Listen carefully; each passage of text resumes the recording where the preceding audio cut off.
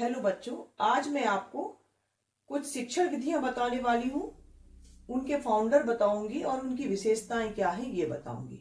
इससे पहले भी मैंने एक वीडियो बनाया था जिसमें कुछ प्रमुख शिक्षण विधियां बताई थी। आज उसका दूसरा पार्ट है। शिक्षण विधियां। पहली शिक्षण विधि है खेल विधि। खेल विधि इसके नाम से स्पष्ट है, ये स्टूडेंट ओरिएंटेड मेथड है या छोटे बच्चों पर आधारित शिक्षा पद्धति है। इसके प्रवर्तक है हेनरी कोल्डवेल कुक। कहीं कहीं फ्रॉबेल का नाम भी आता है खेल विधि के लिए। अगर ऑप्शन में हेनरी कोल्डवेल कुक है तो आप इसको सही मानिए। अगर ये ना होकर फ्रॉबेल दिया हो तो फ्रॉबेल भी इस पद्धति के जनक माने जाते हैं, क्योंकि खेल विधि और फ्रॉबेल ने एक विधि दी थी किंडरगार्टन। दोनों में ही बहुत सारी समानताएं हैं। दोनों ही बच्चों के खेल पर आधारित शिक्षा पद्धति है, इसलिए दोनों को ही खेल विधि का प्रवर्तक माना जाता है। शुरुआत इसकी हेनरी कोल्डवेल कुक ने की थी। अब इसकी विशेषता क्या है? इसमें बच्चों को शिक्षा देने के लिए खेल विधियों का प्रयोग किया जाता है, साथ साथ व्यवहारिक ज्ञान उन्हें प्रदान किया जाता है। व्यवहारिक विधियों के माध्यम से जो व्यवहारिक क्रियाएं होती हैं उनके माध्यम से बच्चों को ज्ञान प्रदान किया जाता है। उन्हें आवश्यक उनमें आदतों का निर्माण किया जाता है। अगला है प्रश्नोत्तर विधि। प्रश्नोत्तर विधि ये सुकरात ने दी थी। सुकरात ने प्रश्नोत्तर के माध्यम से लोगों की समस्याओं का समाधान किया था। तो प्रश्नोत्तर विधि की शुरुआत भी सुकरात ने की थी।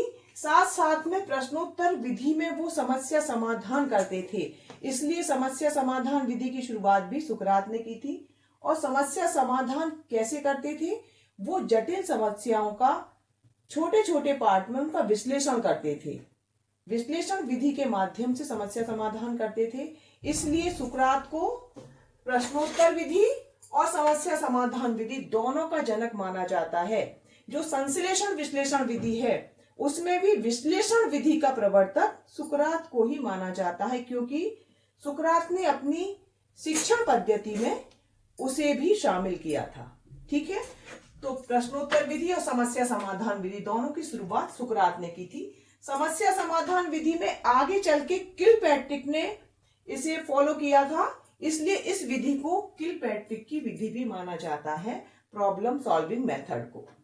इसमें क्या किया जाता है? जीवन की जटिलताओं का विश्लेषण एवं समस्या का समाधान किया जाता है। जीवन से जुड़ी हुई जो भी समस्याएं हैं, जटिल समस्याएं हैं, उनको छोटे भागों में तोड़कर उनका समाधान किया जाता है। तो ये विधि शुरुआत इसकी सुकरात ने की थी, आगे इसे किलपैट्रिक ने इसे फॉलो किया था। तीसरी विधि है संवाद विधि। संवाद विधि इसके प्रवर्तक है प्लेटो। प्लेटो की विधि मानी जाती है संवाद विधि।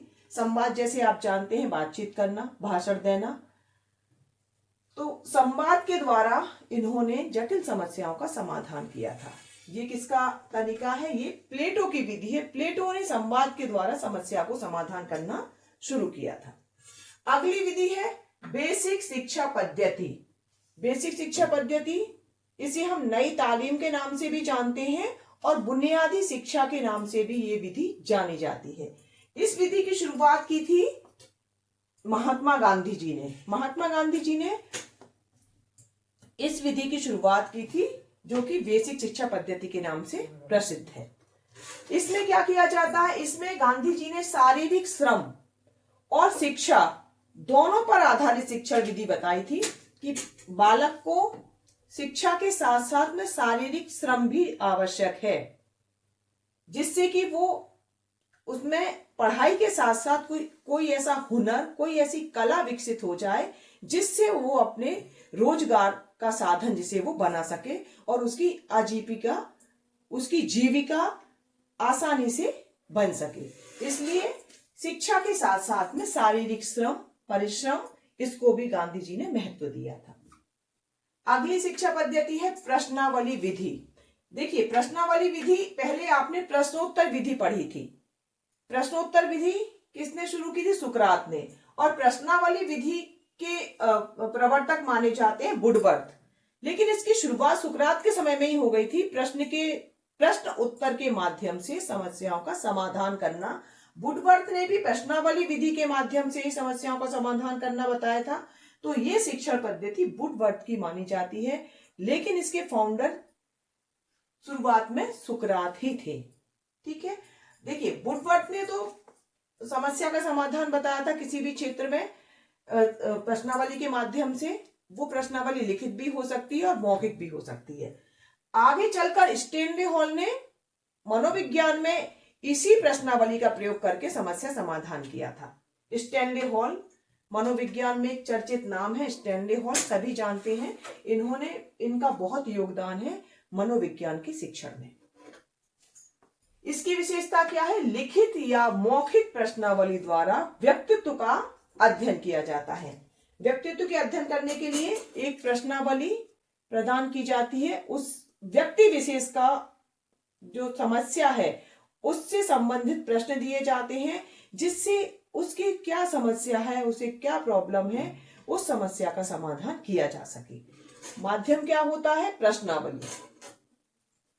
अगला है अंतर्दर्शन विधि। अंतर्दर्शन विधि, इसकी शुरुआत विलियम वुंट ने की थी। विलियम वुंट मनोविज्ञान में इनका भी नाम बहुत चर्चित है। विलियम वुंट ने बहुत सारी चीजों की शुरुआत की थी, जैसे मनोविज्ञान में प्रयोगशाला विधि की शुरुआत विलियम वुंट ने की थी। इसके बाद में टिचनर ने भी अंतर्दर्शन विधि का ही प्रयोग किया था अपने अध्ययन में।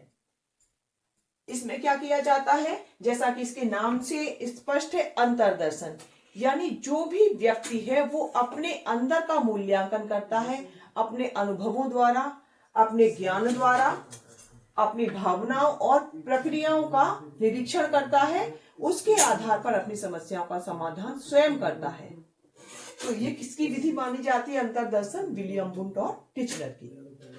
अगला मेथड है बहिर्दर्शन अवलोकन। ये था अंतर्दर्शन, यानी व्यक्ति अपना दर्शन, अपनी कमियों का, अपनी अच्छाइयों का मूल्यांकन स्वयं कर रहा है। इसमें अंतर्दर्शन में इसमें बहिर्दर्शन में क्या है? बहिर्दर्शन को हम अवलोकन भी कहते हैं। अवलोकन या ऑब्जर्वेशन मेथड होता है। ये उसी की बात चल रही है, बहिर्दर्शन, अवलोकन या ऑब्जर्वेशन। इसकी शुरुआत की थी वाटसन ने। वाटसन एक मनोवैज्ञानिक थे और ये व्यवहारवाद के लिए फेमस है। बहुत बार परीक्षा में पूछा जाता है कि व्यवहारवाद के जनक कौन है, तो व्यवहारवाद के जनक कौन है? Watson, William Watson. इसमें क्या किया जाता है? व्यक्ति के व्यवहार, क्रियाओं, प्रतिक्रियाओं के आधार पर उसकी मनः स्थिति का अध्ययन किया जाता है। देखिए, जिसका अध्ययन करना है, जिस व्यक्ति की स्टडी की जा रही है, कुछ ना कुछ उसे समस्या होगी। उसकी समस्या का अध्ययन करने के लिए अवलोकन विधि प्रयोग की जाती है।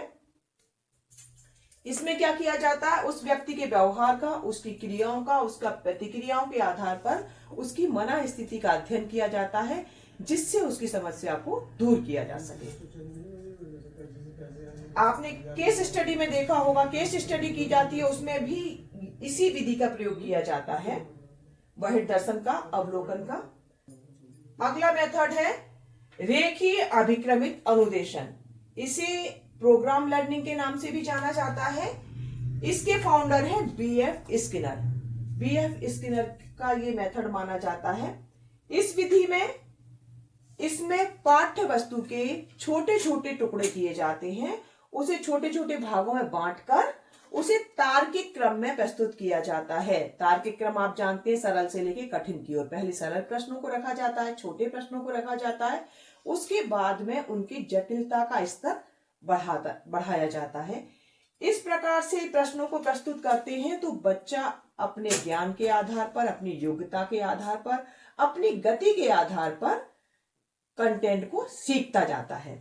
तो स्वगति से बच्चा सीखता है, अपनी योग्यता, अपने अनुभव से वो सीखता जाता है। तो ये थी रेखीय अभिक्रमित अनुदेशन या प्रोग्राम लर्निंग मेथड। अगली विधि है शाखीय अभिक्रमित अनुदेशन। इसके फाउंडर है नॉर्मन एंड क्राउडर। ये लगभग मिलती जुलती विधियां हैं, लेकिन दोनों के कंटेंट को रखने का, कंटेंट को प्रस्तुत करने का तरीका दोनों में अलग होता है।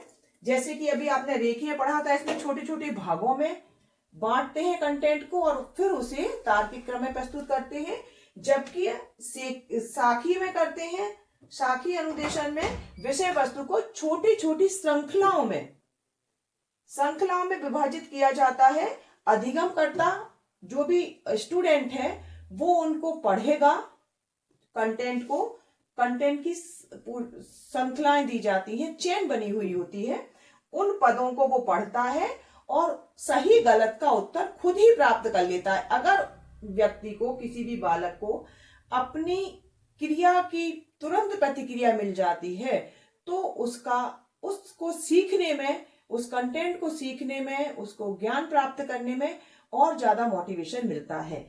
इसलिए इसमें विषय वस्तु को छोटी छोटी श्रृंखलाओं में तोड़ा जाता है और इसे छात्र के सामने प्रस्तुत किया जाता है और सही गलत स्वयं बच्चा अपना मूल्यांकन खुद करके अपनी इस तरह से सीखने की प्रक्रिया को, अपनी अधिगम प्रक्रिया को आगे बढ़ाता है।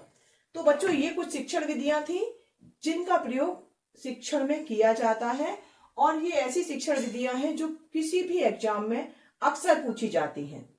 तो आज के लिए इतनी शिक्षण विधियां।